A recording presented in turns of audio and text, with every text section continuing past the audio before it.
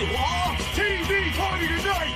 Oh, we got nothing better to do than watch TV and have a couple of brews. Don't want to talk about anything else. We don't want to know. We're dedicated, yes. To our favorite shows. Oh, my circuit! Everybody loves Hypnotoad. Scary dog! Pearson at Blurnsville. Futurama!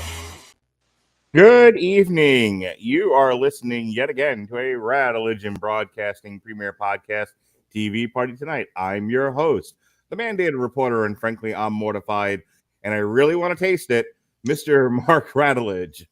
And tonight we are talking Peacemaker, brought to you by the good people at the Safran Company, Troll Court Entertainment, Warner Brothers Television.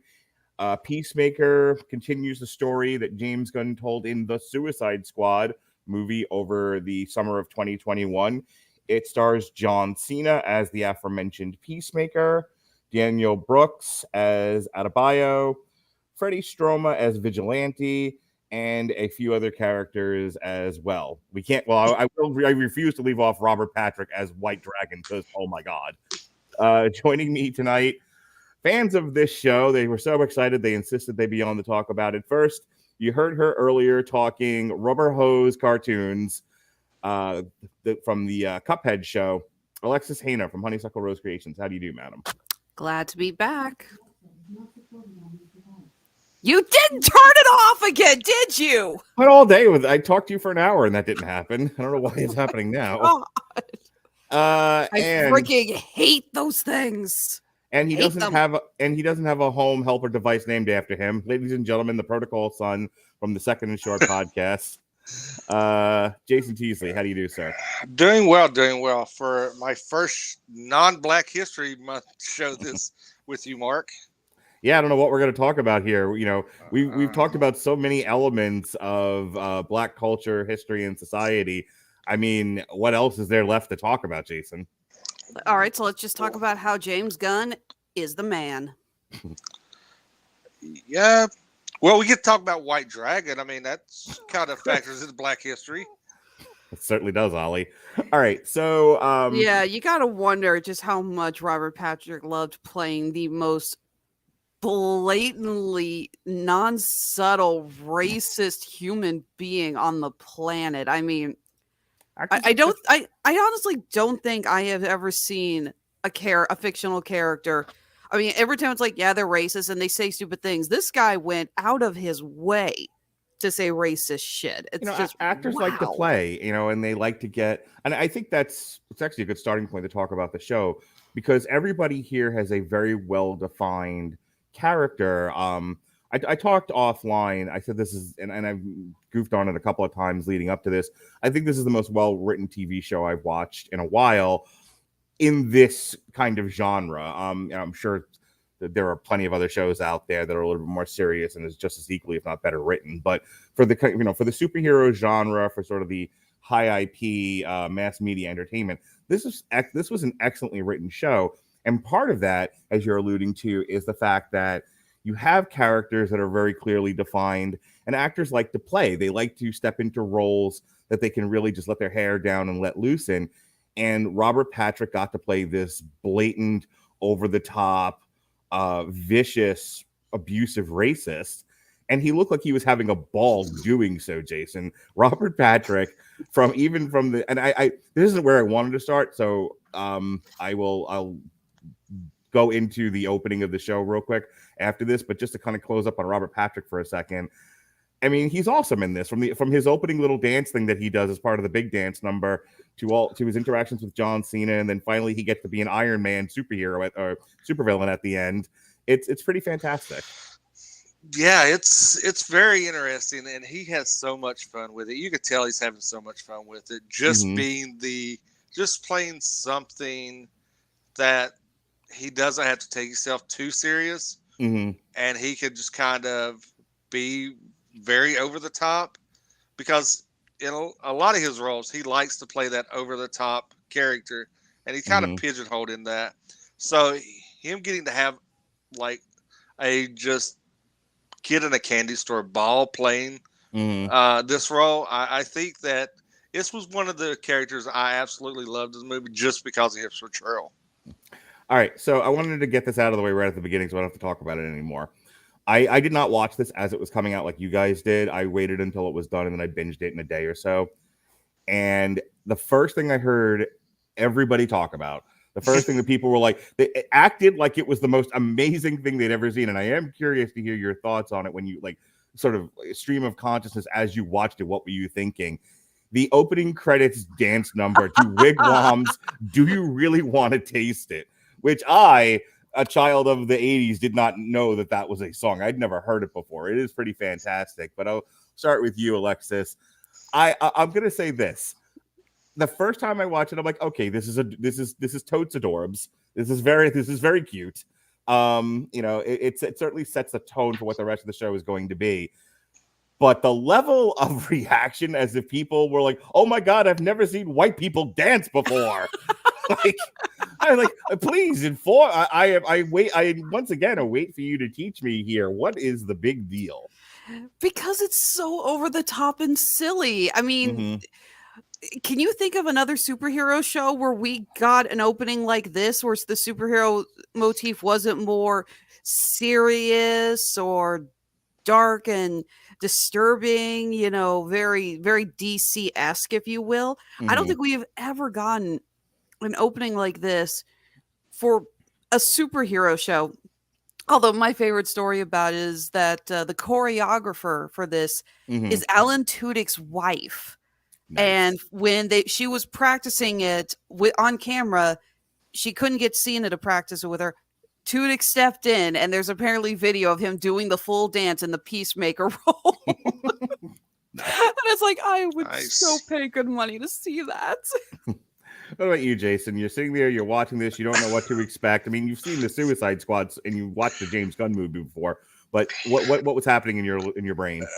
I put this right up there with the Guardians 2 Baby Groot dance routine as one of my favorite openings ever to anything.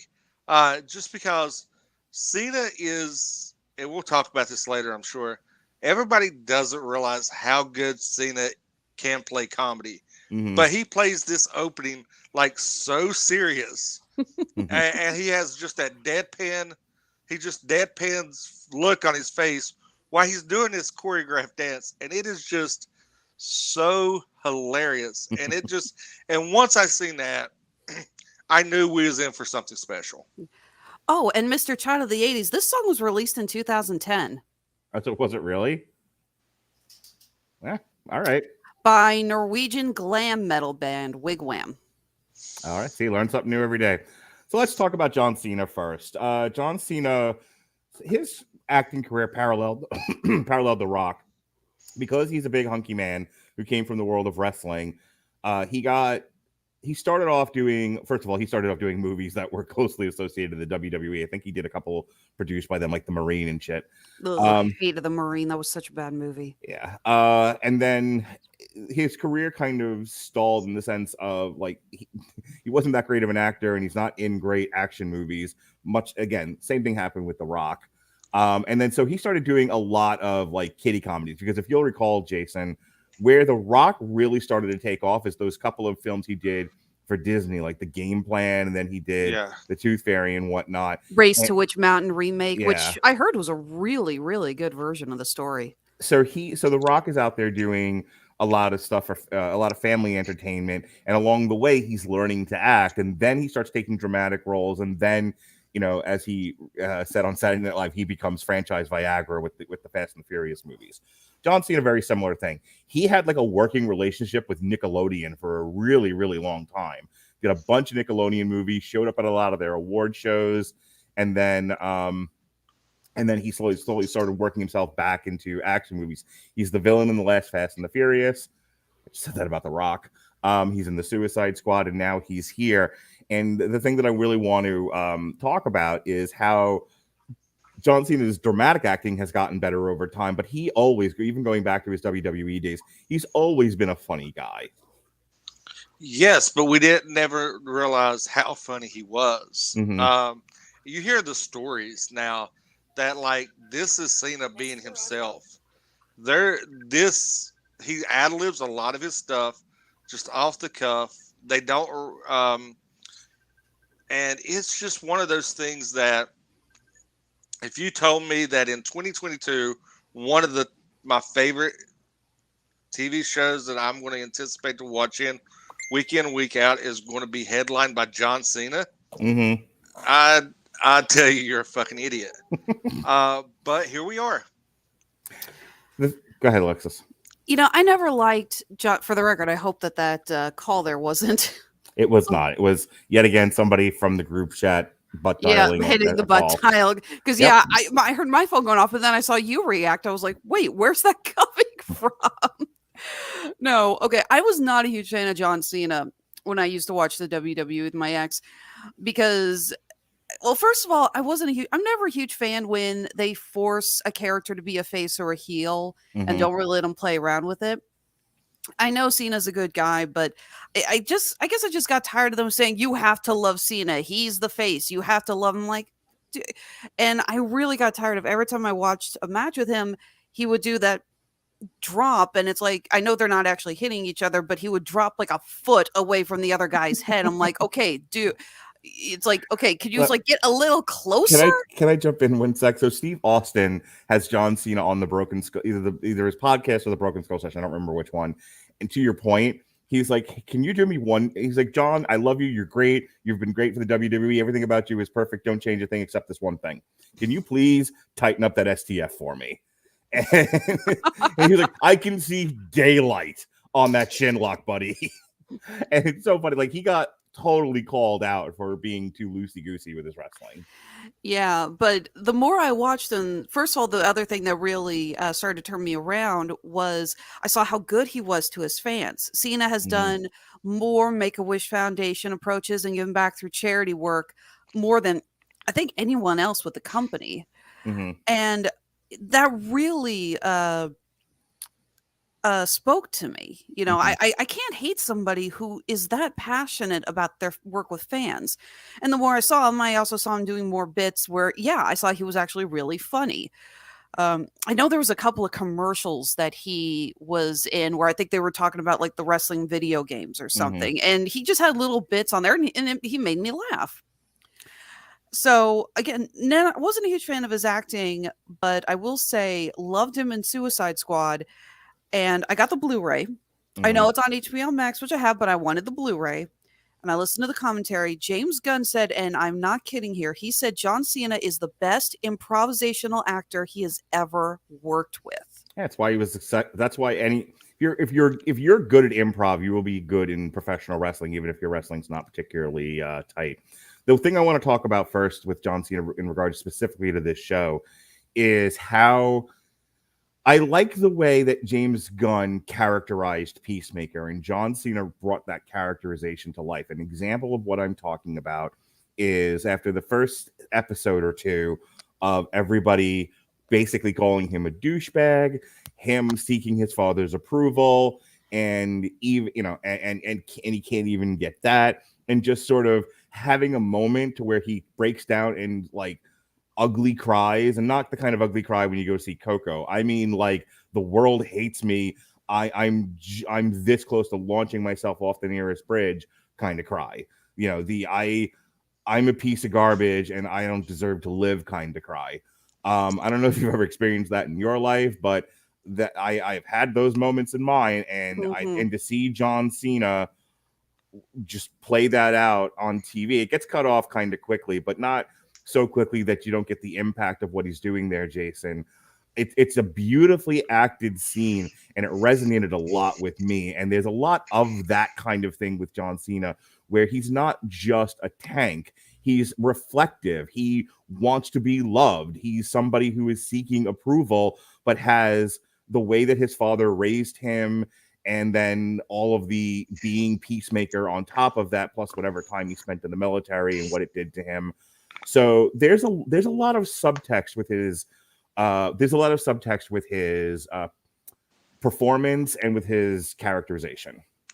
Yeah, you see him go through the gambit of this too, which is really something that you typically don't see in this type of movie. You see, you really don't see basically what you call the hero's arc, but you see him humanized.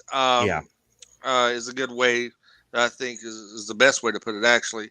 And you see him go from this, whose best friend is an eagle, to that the eagle hug was just made my day when I seen it. But to the question, self-doubt, being so good at something but yet still having that self-doubt and wanting your parental approval, and finding out that he's blamed for something that he really had no control over, a situation that he was put in by his father, and he's blamed for it, of the death of his brother. Spoiler. But I think anyone who's watching the series should expect, or watching us talk about it, should expect spoilers. But yeah, I mean, it's, and you see him like really humanized. And it kind of is, what's funny is, to me, it kind of blurs that line where you see John Cena the character and John Cena the person, because of the range that he goes through in a few scenes, like when he's reflecting about what happens to his brother, and just the guilt and the just the browbeating from his father, blaming him for what happened, even though he had no control, and just how he just breaks down, but yet he has this. Then it goes like a little bit later, he's making fart jokes. That is absolutely hilarious. But you see that range, and I think it is a compliment of Cena as an actor and how far he's come. I know you don't watch Cobra Kai, Alexis, but bear with me here for a second, because when I go to you, I want to reflect on this. One of the things that I think a lot of us see in the Peacemaker character is what we've heard when we talked about Johnny from Cobra Kai is the analog man, a man out of time. He's still stuck, in his teenager years in the 80s. And so the way he looks at the world, the way that he theorizes and philosophizes, the way he communicates with people is so antiquated, in 2022, that it just ultimately causes friction with everybody around him, even when he's being sincere. And that's where a lot of the comedy from the show is derived from. Okay. So what did you think of that presentation of John Cena being sort of this, I think sincerely trying to be friends with people, but because of his arrested development, just not quite understanding how to communicate with those around him in 2022. Not only was it really well done, but it is kind of identifiable. I mean, I don't think any of us have killed our siblings and then, spent our life being trained to hunt and murder people. Sure. Yeah, I mean, I don't know what you're doing back in West Virginia there, Jason. Yeah. It's I do think it's identifiable for us to sometimes look at our lives and just wonder, how did we get here? And is this really what we're supposed to be doing? And why isn't it working anymore? Why is what we know wrong? The world has seemingly moved on without me. Yeah. I really liked it. And nice touch on James Gunn, by the way, that he held off on revealing how Peacemaker's brother died. They hint at it and they start building it up more, and you assume it was a fight gone wrong, or it was, I don't know, like that scene in the Dewey Cox movie with a machete or something. And then they reveal, and his brother had a seizure when they were being forced to fight each other. That was completely out of his control, and he's been blamed for it for so long. So you really feel that pain that he's been carrying inside.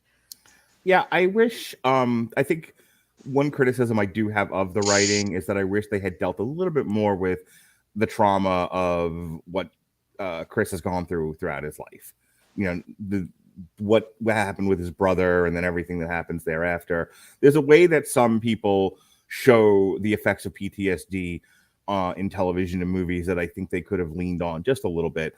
Because again, if you don't know about that kind of stuff and you're just watching this, you might not get a clear sense to why he's behaving the way that he is, and that might have helped. But do I think it makes this a a bad watch or anything. No, it would have added to the subtext instead of it being what it was. The next thing I wanted to talk about was how Peacemaker interacts with Vigilante.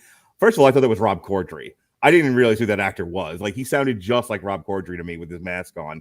And I knew there was a lot of online buzz about the best parts of Peacemaker when Vigilante, Jason, and Peacemaker are palling around doing superhero stuff. And I want to give James Gunn a lot of credit and the writers of the show a lot of credit that as they were going in a direction with Vigilante where he really would have been annoying, and they stopped short of that and actually drew it back somewhat and made him a relatable human being. And then his chemistry with John Cena is pretty electrifying, no pun intended. It was fun to watch them do stuff when they got a chance to do it. Yeah, and two of the best scenes, I think, of his character is one, the first interaction where him and Cena's blowing up everything. That was great. It just looks like two kids having fun, like you're actually doing something. And the second is when his secret identity gets uncovered outside of the, I think it's outside the jail. And he's like, nope, not me. And he starts changing his voice and stuff. He goes, well, skiing accident. Yep, skiing accident. Oh my. Yeah, Vigilante stole this show, no question. Yeah, and it's just, and he plays that unsung superhero that you never expect. Like, you see him as the person, but you can't correlate the superhero aspect. Yeah, and I think that's what works with his character, is because it's just such a diverse and stark contrast that you can't help but like be sucked into the universe that character is. Alexis, Vigilante has two great scenes, in my opinion. If you disagree, you can tell me what yours are. But I think the two best Vigilante moments in this entire series, one is the jail fight. Like, yes, when he antagonizes Robert Patrick's gang and and attacks the gang of guys, it looked awesome. The actor doing it managed to pull off those stunts with aplomb. It was very engaging and fun to watch. Not like Old Boy, which was over the top and ridiculous. But shut your whore mouth. I understand what you're saying. But the other one is John Cena doesn't want to shoot at a child, whether it's an alien or not, and he can't bring himself to do it. And Vigilante, in a very tender moment, says, I got this. It's okay. And then he kind of taps Chris on the shoulder and nudges him away. Children. And then he does it for him. But the shooting of the kids was whatever. I don't care about that. I know they were aliens. They were aliens. Well, not only that, but it's the way that that actor, I'll get his name in a second, approached John Cena and tapped him. Freddie Stroma. And was like, it's okay. Step down. I got this. Like, it's the reason I'm focusing on it, and the reason why I think it's so good is without going overboard and having to convey it, you can see that there's a friendship there and a true loving relationship, which I really, really liked. Any shows like these, I'm always looking for how are the relationships developed, because the other stuff that everybody else seems to focus on, which is the action, it's fine. I'm happy if it's good, but that's not what draws me into shows like this. So your thoughts on Vigilante?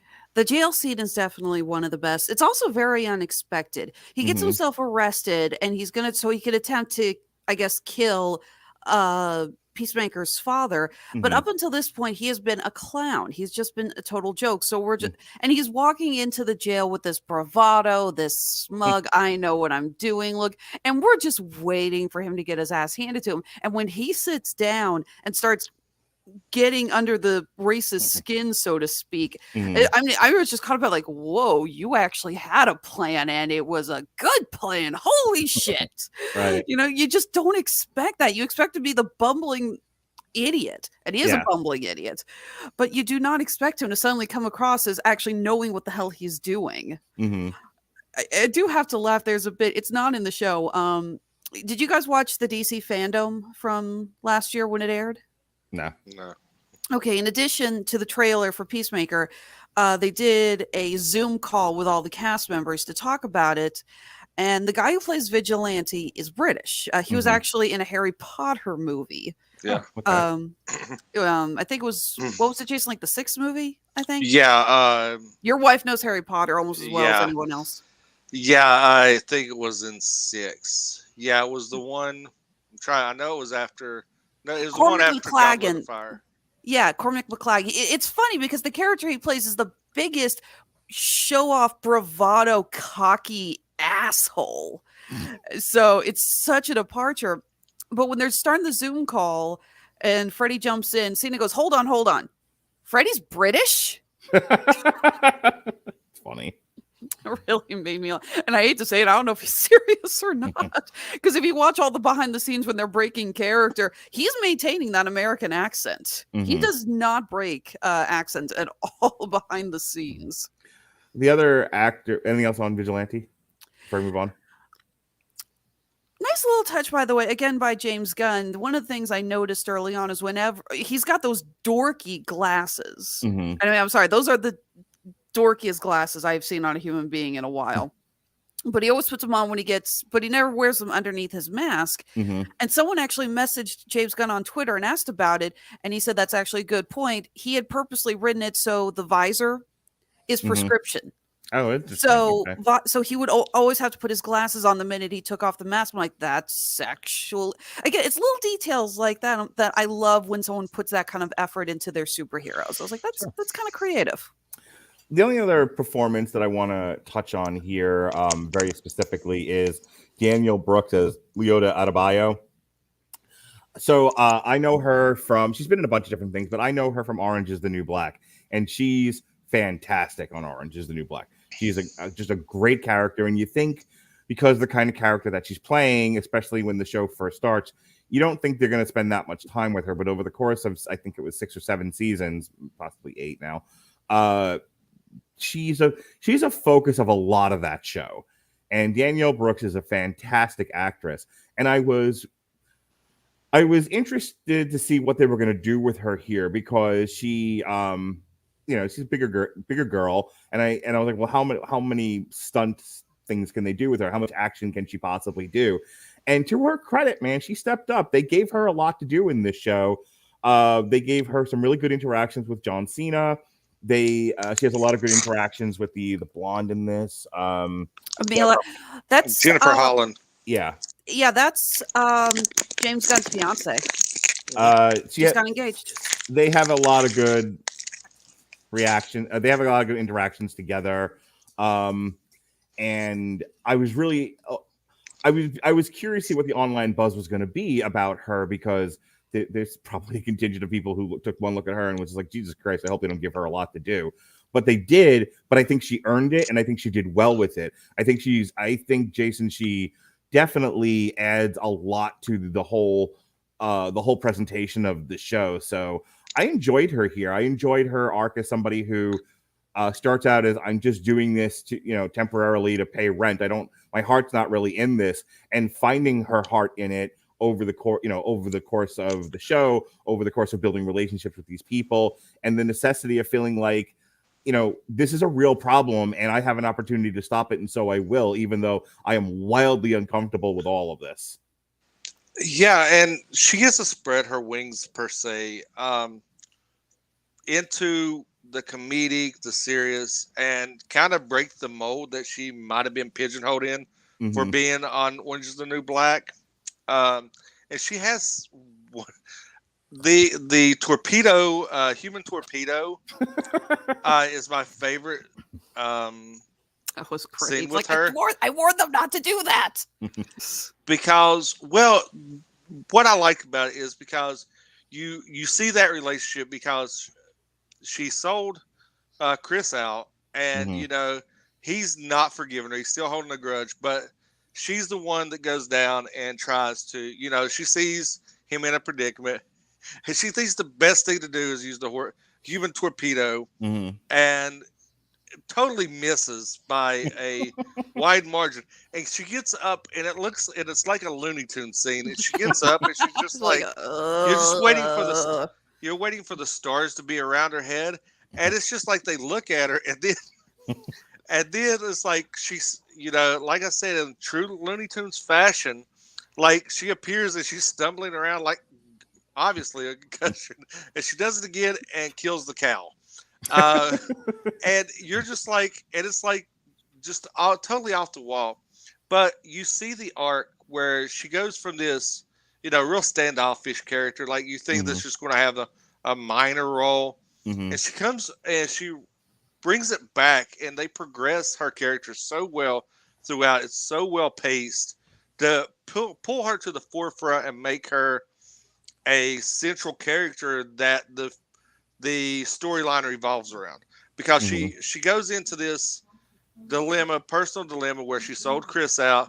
Then she's got to win Chris's trust back, and then she takes a stand against Amanda Waller and outs the Suicide Squad. So you see that arc, and it's so well paced that you can't help but cheer for her at the end. Yeah, for real. What do you think about Danielle Brooks, Alexis? Oh, I thought she was terrific in this. You really do see the conflict within her. It feels loyal to the team. She feels loyal to her mother, and she feels loyal to her wife, who really doesn't understand fully what she's doing there. She's pulled in a lot of different directions. Exactly. It's a really tough call for her. Part of her wants to please her mother and do it. Part of her wants to stick with her new friends, the team. Part of her wants to just say, screw all of you, and go off with her wife. Right. She and her wife also are really cute together. I love when they go into that hotel with their two little dogs. It's adorable. Okay. Just real. I wasn't going to bring her up because I don't have a tremendous amount to say about her, but I'm touching on her because it's more emblematic of what's going on with the rest of the cast. And that is, you mentioned her before, James Gunn's fiance, Jennifer Holland, is Amelia Harcourt. I think there's a real tendency in Hollywood to write that character in just the worst way. Just, somebody who's just an absolute pill and a Mary Sue and, Tila from fucking Masters of the Universe. Or where she's all of that until she finally sees how sweet the protagonist is and she falls in love. Yeah, that's the thing. And again, credit to James Gunn for going against a lot of modern Hollywood tropes and tendencies. And he wrote her as somebody in that role would be. There's no reason for her to think Peacemaker is anything but a POS, considering where they're starting from. But she does get to know him over time, and her heart does somewhat melt. And they get to know each other as people. And she's and again, credit to James Gunn for not making them a sexual couple, but just having as Faramir said, I think we know each other a little better now. Which I really liked. I liked, and she, this is what I'm talking about. Everybody in the main cast has growth over the course of however many episodes this was. Nobody is the same from the beginning to the end, which I like. I like the fact that we're not just focusing on the main character's growth or having no growth at all, and it's just a collection of action sequences, which is another thing that happens now. But that everybody changes over the course of the plot, which I really, really like, Jason. I liked what they did with her. I like what they did with everybody else, where everybody is changed by the experience that they collectively went through. Yeah, and you see that she's basically a female Chris. She's very standoffish, doesn't let anybody in, but the respect grows, and you don't even feel like there's any like romantic tension there. It's just a respect that they learn, because it feels like I think it's episode 1 where he tries to hit on her in the bar. It is, and can I just have this one thing?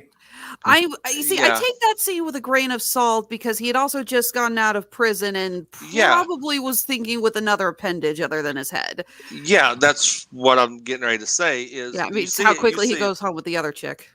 Yeah, you see that they're like, James Gunn teases with it, like, oh, is there going to be a romantic tension? And he's just like, no, I just want to fuck you. That's it. I have no desire to do anything beyond that. It's just a carnal desire. I've been in prison, and it grows from that, because she just thinks he's a complete ass and doesn't have any kind of respect for him. Just as like, I'm forced to do this with you. And you see, the admiration grow between them mutually for their roles. And it's like two best friends, like on this journey together that come out of it, not so much as a, will they want a romantic thing, but I care enough about them as a person and as a friend that I would take a bullet for them. I would put my life on the line for them, and that's the growth you like to see. The only character that doesn't have any growth is Eagly, because he's already awesome, and he doesn't need to get there. He doesn't need to have growth. He's the sweetest animal ever. Credit to the CGI department, by the way. The cow may have looked a little iffy, but Eagly looked amazing. He really did. I definitely enjoyed the 2 times that Eagly hugs John Cena. That was very well done. There's actually been the opening credits when Eagly swoops in. I don't know if you guys noticed this, but he lands, stretches his arm out, screeches, then he looks down and he steps forward like, oh shit, I'm not on my mark. Just that little bit just always made me laugh. Well, I want to keep with that, because what you're alluding to there is an attention to detail in this show that is pretty phenomenal, Alexis. And I don't know if you have any thoughts about moments in the show where that attention to detail comes to the front, but I'll tell you, I often say that a lot of these shows could use Grammarly to help with their writing. I don't think this show needs it, but you might. Grammarly, for you listeners of TV Party Tonight, helps you communicate more effectively. Grammarly helps you write mistake-free on Gmail, Facebook, Twitter, LinkedIn, and nearly anywhere else you write on the web. Grammarly corrects hundreds of grammar, punctuation, spelling mistakes while also catching contextual errors, improving your vocabulary, and suggesting style improvements. So download Grammarly today. Go to getgrammarly.com/W2M Network. Again, that's getgrammarly.com/W2M Network to download Grammarly for free. So you want to jump on that point for me? You got any thoughts about the attention to detail? Oh, I was going to say about Harcourt or about Eagly. Take the ball and run with it. Trying to think of a lot. Again, like I said, a lot of the attention to detail I really do think is impressive. I'm trying to think specific because, my favorite moment was always Eagly realizing he missed his spot. That was just really great. Actually, going back to what you guys were talking about, Harcourt, I actually really also liked her growth, along with Economos' growth, because you got to remember they were part of the Suicide Squad. They worked for Task Force S with Amanda Waller, and in the opening scene of that movie, they're taking bets on who they think is going to die. They have spent most of their time as uncaring. I mean, you cannot care and work in that field. They've detached themselves. Yes. So to actually suddenly have friends and people, it's like, that's very hard for them to suddenly go back of, oh, now I can actually trust people, and now I can like somebody and actually have something to do with them outside of my job. You got to just realize how much that is a huge 180 from where they were at the beginning of Suicide Squad. You actually pinged something for me. Economos' speech about how he dyed his beard and his feeling lack of self-worth, his being self-conscious and all of that. Boy, did I resonate with a lot of what he was saying there. And, and what more importantly than my own personal relationship to that monologue is how James Gunn directed that scene, to where he cuts to John Cena, who's having this realization of, oh my God, never mind shooting and killing people. I really hurt people with my dick behavior. And here's this guy who did nothing to me and has his own stuff that he's working through. And there I am calling him out on it and basically pulling his pants down for the whole world, to see how small his dick is and how that makes him feel. And then reflexively, then John is like, wow, I'm an awful person and I need to change. And that is some pretty brilliant writing and brilliant direction on the part of the people who put this together, headed up by James Gunn, Alexis. Absolutely. That was a really creative idea that for that entire speech, you don't focus on Economos at all. You hear his voice and you can hear his voice cracking. You can tell how upset he is. So credit to the actor that he was able to get that across with no attention to his face whatsoever. Which is also good because he's supposed to be playing a butterfly, so he's supposed to be stone face. Right. So again, you get that all through the dialogue and through Cena Vigilante or Peacemaker Vigilante and Harcourt and all their reactions was so well done. So I've covered all the character points that I wanted to talk about. The one last thing I'm going to bring up, and then we'll go around again for things that you guys want to talk about. Jason and then Alexis, I want to talk about the actual plot of this thing. I'm not going to go into a tremendous amount of detail. Just there's aliens living amongst us. It's a Revenge of the Body Snatchers kind of a deal. We have these insect-like creatures that are taking over human beings, and there are those that are trying to guide humanity from going over the falls in a barrel, and then there are those that are willing to just be in the world but are not trying to do any of that. They're just like, humanity's going to do what humanity's going to do. It is what it is. And that is the entire plot that drives this thing forward. It's a slow burn mystery of what are the insects, who are they, who have they taken over, and what is their evil plan. How'd that work for you, Jason? It was interesting because you have the mystery, you have the guess red herring that they want to take over, and there's this big invasion, and then you find out in the last episode it's just a lot of them just wanted to exist and have a place that doesn't. They ruin it's the Autobots. They ruin their world, and they come here to live peacefully because it has the same ecosystem and everything that they can thrive in, except for the feeding. Did you ever watch the show Alien Nation? I did not. Okay, or see the movie? No.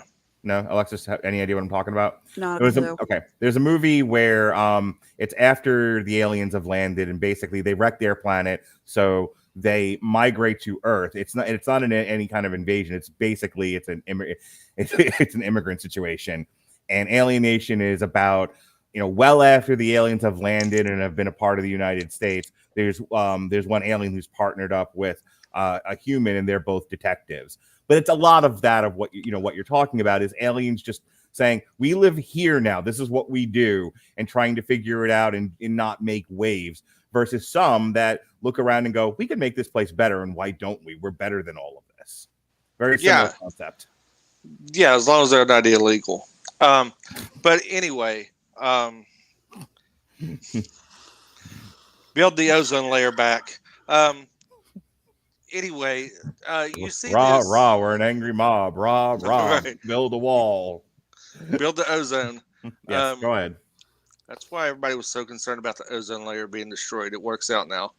But it works on a lot of levels because you see that it's not just humanity has those power-hungry people that go on power trips. It shows that happens in another species, and it kind of basically puts a mirror for you to look into that.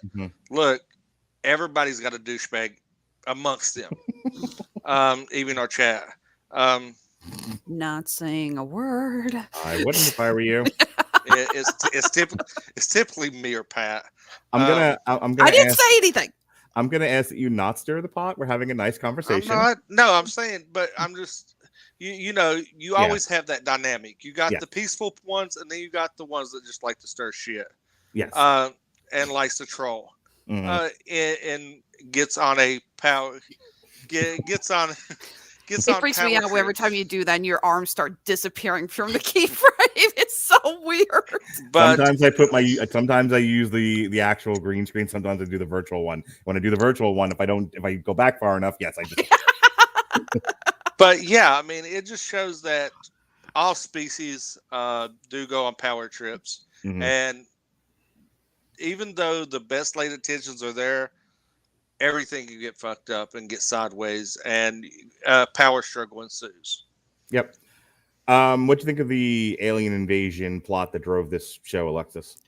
First of all, I'm just going to say it. The idea of where this isn't the first time we've seen shows with the invasion of the body snatchers, but James Gunn took a really interesting approach with the way they take over, and it is kind of nightmare inducing. The way they go into your mouth, they thrust into your mouth, and they start spitting out blood, and they're convulsing. You realize they're basically tunneling up into the head through the mouth.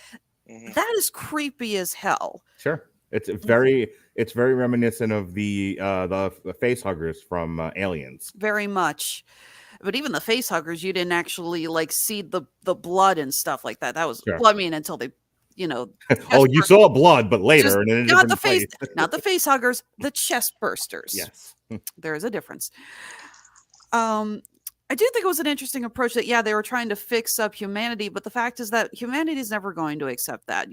we fuck up our planet and we want the right to fuck up our planet.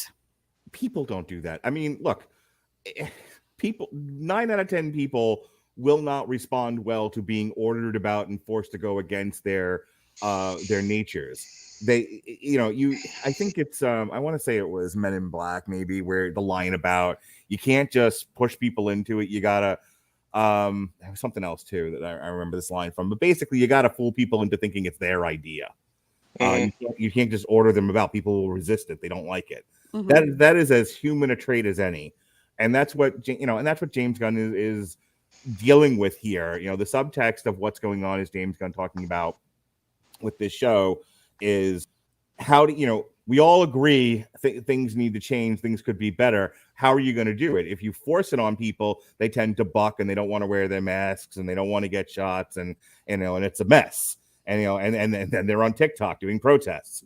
However, if we can gradually move them along, they'll eventually get to the right. More people than not, especially if you have faith in humanity, will get to the right place they need to be over time. But by the same token, when there's a ticking clock, and a doomsday clock, and the planet's on the verge of exploding, maybe we don't have time to wait. It's, real quick, this is an argument my dad and I used to get into.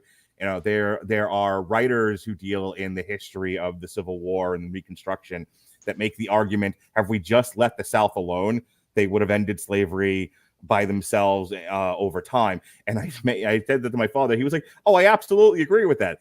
In 4,000 or 5,000 years, sure, they would have given it up." And it's like, okay, I get your point.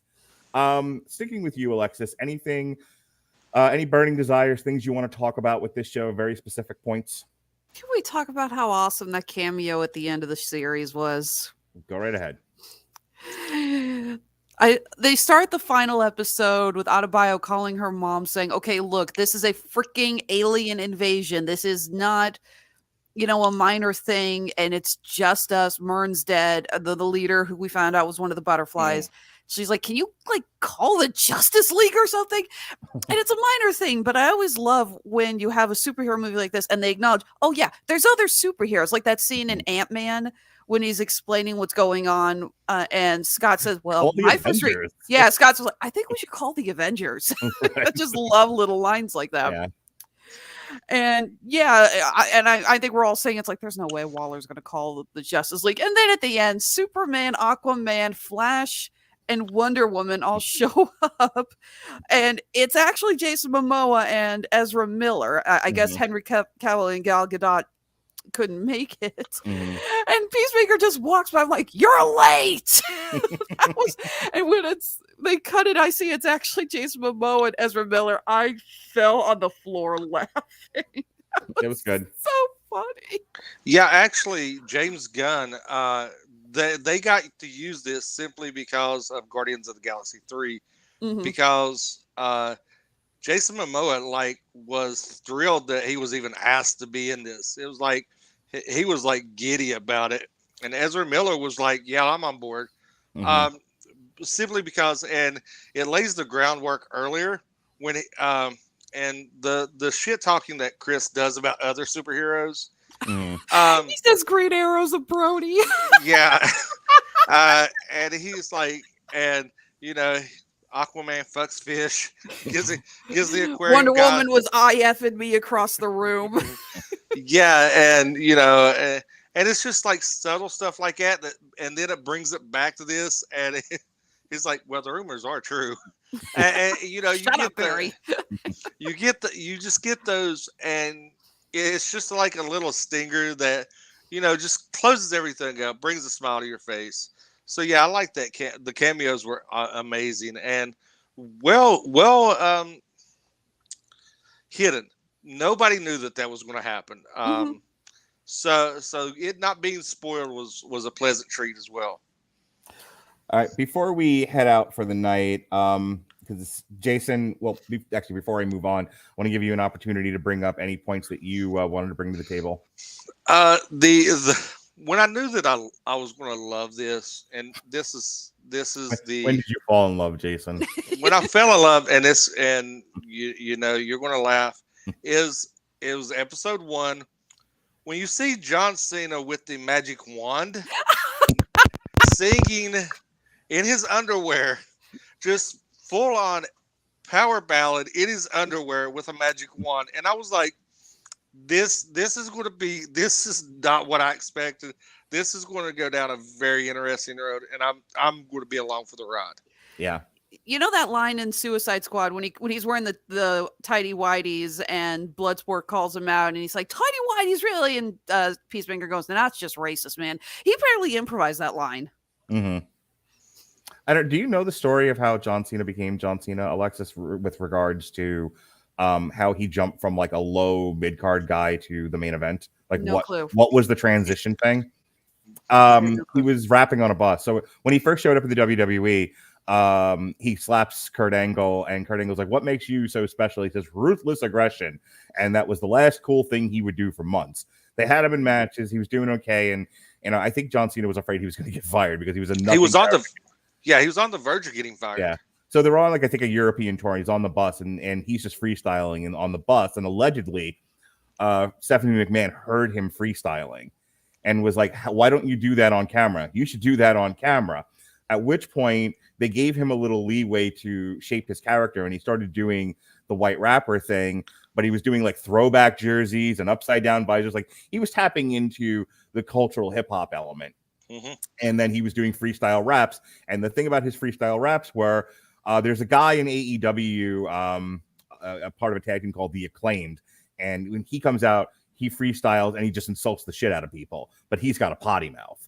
John Cena would do it, and he kept it relatively PG-13, as opposed to the Acclaimed guy who's once or twice had to be kicked off television. Yeah. But my point being, the reason I brought that up is John Cena has an extremely quick wit, which lends itself to the word to improvising. Yeah. It lends itself to improvisation. So I think that's why he's successful there. But he's also a very sharp guy. John Cena is not stupid. No. He was also playing the piano in that one episode. Yeah. Mm-hmm. I didn't know Cena could play the piano, but apparently he's quite good. Yeah, he speaks Mandarin too. Wow. That's really impressive. Yeah, he stuttered Mandarin just simply to be an ambassador. He got himself in trouble with it. Did you not see that story where he said something about the Chinese and pissed them off, and then had to apologize for it in Mandarin? Yeah. To be an ambassador for the WWE, he learned Mandarin. That's really impressive. And like he's extremely smart, extremely talented. And going back to what Mark said, YouTube, there's a video of him reflecting on the Peacemaker that he tells his story, how he became John Cena, how he went from almost being fired all the way up to Peacemaker. And it's about a 10-minute video. It's really interesting, just to see him be himself and just like no facade, just being John Cena. Yeah. The last thing, Jason, I don't know if you were in the middle of something there. If you are, go ahead and finish up. If not, we're going to move on to the last thing. No, I mean, I was just saying the moment I fell in love was the one, the tidy whitey one sing karaoke and the in old girl that he beats at the bar, living room, and how that all goes down, and just the love of Eagly bringing him something, just goes and gets I think it's a possum or a squirrel, and just drops it down, just to let him know that everything, no matter how much shit went sideways, everything's still okay. The last thing, I'm right before the very, very last thing, I want to make note of this. Part of the reason why I talk so glowingly about this show is so much.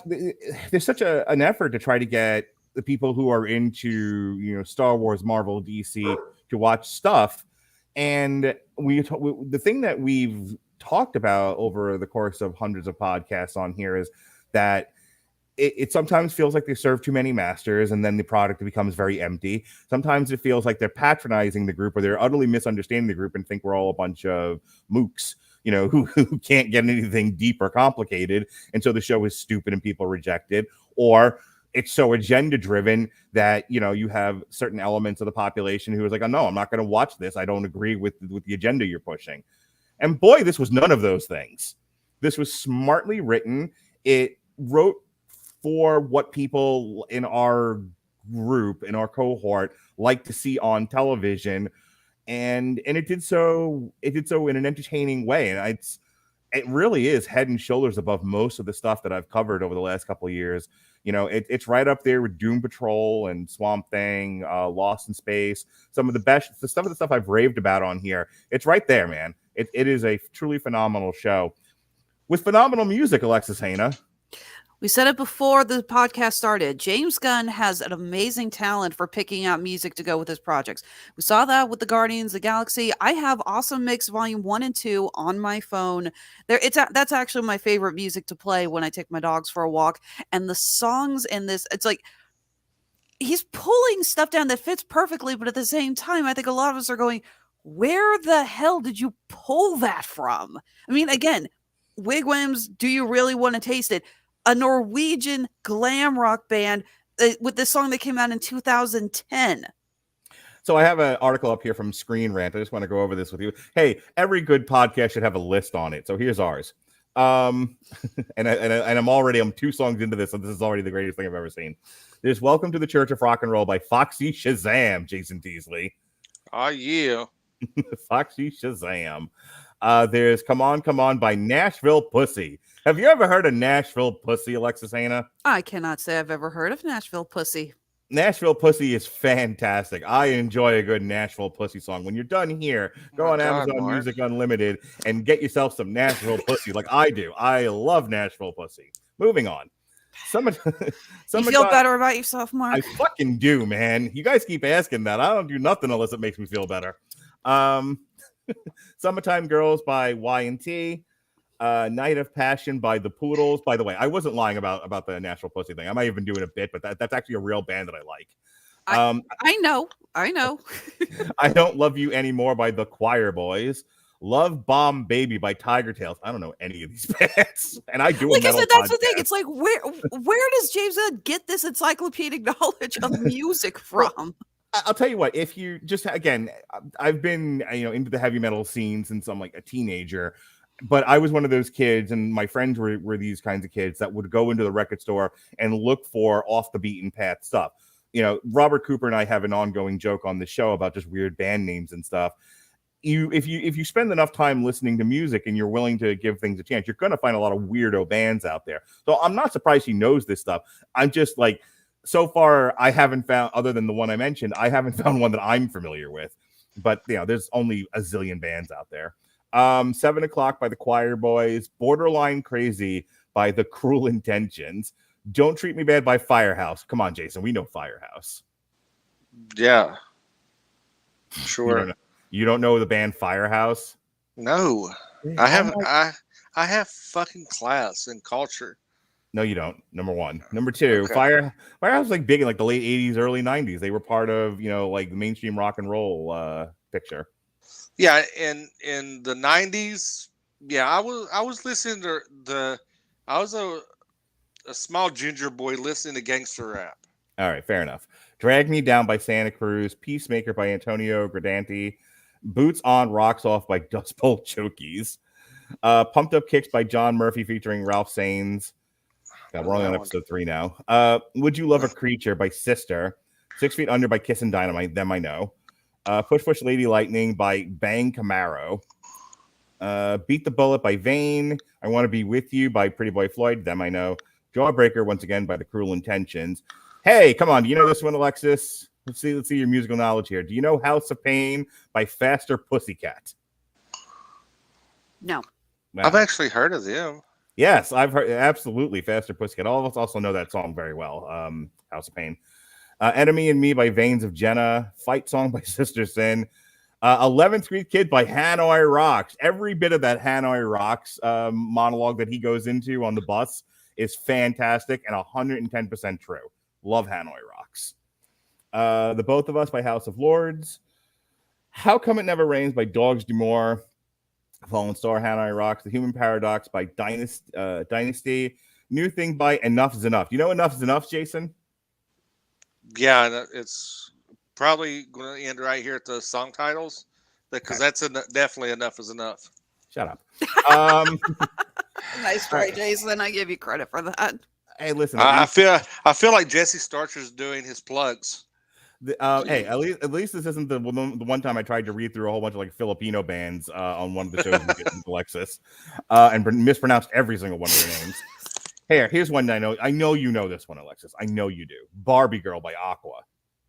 Yes, I went to school in the 90s and early 2000s. I know that song. Perfect. Monster by Reckless Love. Home Sweet Home, originally by Motley Crue, but played by John Cena. Kiss Me Deadly by Lita Ford. Come on, Jason. Yes, we know Lita Ford. I know Lita Ford. Yes, good, very good. I don't think I could have ended this podcast unless you told me you knew Lita Ford. In My Dreams by Wig Wam. Don't Close Your Eyes by Kicks, I know. Hot Cherry by Hardline, by The Grace of God, The Helicopters. Set the Night on Fire by Pretty Boy Floyd. If You Really, Really Love Me by Steel Panther. I love Steel Panther. Steel Panther is best. Steel Panther is one of my favorite bands ever. Oh my God. Tell me, top 5 Steel Panther songs, Jason. Go. There's only one. Gang Bang at the Old Folks Home. That's a good one. Gang Bang at the Old Folks Home is good, but She's on the Rag is a classic. I'm trying to think. There's one that me and my partner always started every time we worked at 3 a.m. It was Wasted Too Much Time, which was my anthem of the year that song came out. Wasted Too Much Time, because the whole chorus is I've wasted too much time fucking you. I would belt that into the ether. You guys go ahead and keep talking about this. I'm gonna go let my dogs in. You do that. So yeah, Steel Panther, it's always a classic. And covered multiple albums of theirs on the Metal Hammer of Doom here. Do you want to taste it by Wig Wam? Apologize to Las Vegas, and You Can't Kill My Rock and Roll by Hardcore Superstar, which I would highly, highly recommend, Jason. If you haven't heard Hardcore Superstar yet, do you know where you can find Hardcore Superstar as well as many of these other bands? No, Mark. Where can I find all this great, lovely music?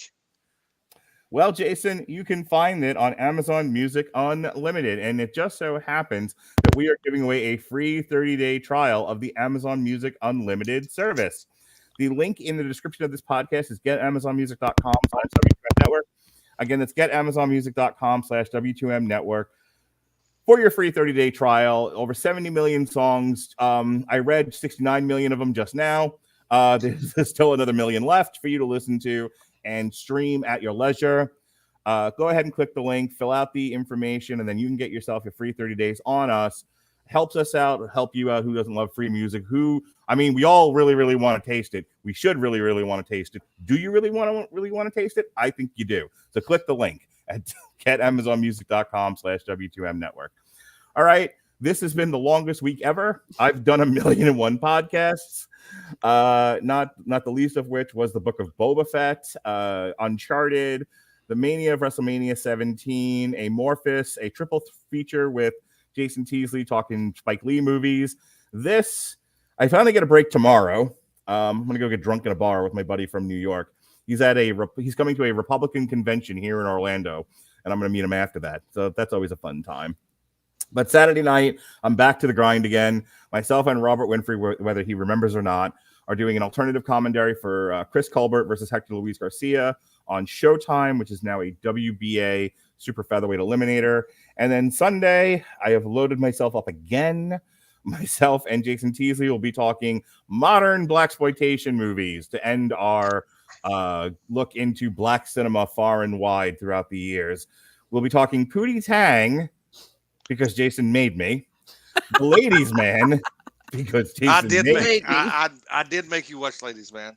And Soul Plane, because I'm a jerk. And then finally, the Life is Like a Game show, guys. We had to reschedule last Sunday show because I lost power.